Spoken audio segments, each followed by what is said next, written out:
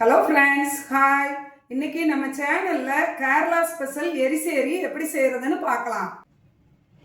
1.5 table spoon ஊற வச்ச துவரம்பருப்பு, 1 டேபிள் ஸ்பூன் வறுத்து ஊற வச்ச பாசிப்பருப்பு, ரெண்டையும் குக்கரில் சேர்த்து 1 டம்ளர் தண்ணி ஊற்றி 2 பல் பூடு போட்டிருக்கிறேன். நல்லா கொதி வந்துருச்சு, குக்கரை மூடிக்கலாம். வெயிட் போட்டுக்கலாம். ஒரு சவுண்ட் வந்துருச்சு, அடுப்பை சிம்மில் வச்சிடலாம். அடுப்பை சிம்மில் வச்சு 5 நிமிஷம் ஆகுது, அடுப்பை ஆஃப் பண்ணிடலாம்.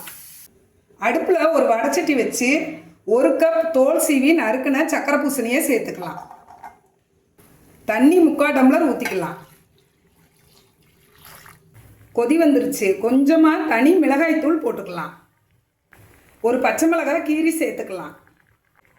உப்பு போட்டுக்கலாம். மிளகாய் தூள் இன்னும் கொஞ்சம் போட்டுக்கலாம். நல்லா கொதி வந்துருச்சு, மூடி வச்சுக்கலாம். அடுப்பை மீடியம் ஃப்ளேமில் வச்சுக்கலாம். சக்கரை பூசணி வேகட்டும். சக்கரை பூசணி வேகம் உள்ளே தேங்காயும் சீரகமும் ஃபைன் பேஸ்ட்டாக அரைச்சிட்டு வந்துடலாம். தேங்காய் சீரகம் அரைச்சிட்டு வந்தாச்சு, இது ஒரு ஓரமாக இருக்கட்டும். சக்கரை பூசணி வெந்துருச்சு, தேங்காய் சீரகம் அரைச்ச விழுத சேர்த்துக்கலாம். கரண்டி வச்சு லேசாக கிளறி கொடுத்துக்கலாம். கொஞ்சமாக மிளகுத்தூள் போட்டுக்கலாம்.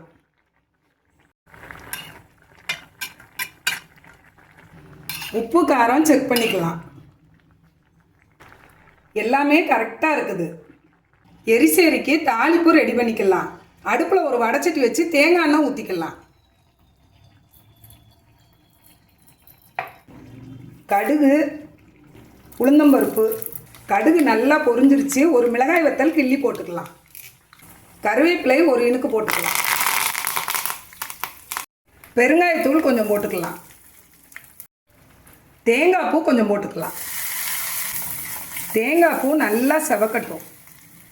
வேக வச்ச பருப்பை சேர்த்துக்கலாம்.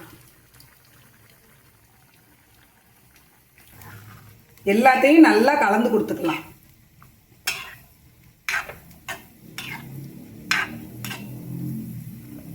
தேங்காய் பூ நல்லா செவந்துருச்சு.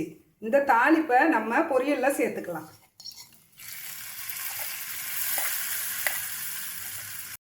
Kerala special எரிசேரி ready. அடுப்பை ஆஃப் பண்ணிடலாம். சாதத்தோடு சேர்த்து சாப்பிட செம டேஸ்ட்டாக இருக்கும். நீங்களும் இதே மாதிரி ட்ரை பண்ணி பாருங்கள். உங்களுக்கு இந்த ரெசிபி பிடிச்சிருந்தனா கலாஸ் ஃபுட் ஹப் சேனலை லைக் பண்ணுங்கள், ஷேர் பண்ணுங்கள், சப்ஸ்கிரைப் பண்ணுங்கள். பக்கத்தில் இருக்கிற பெல் ஐக்கானை கிளிக் பண்ணுங்கள். Thank you friends.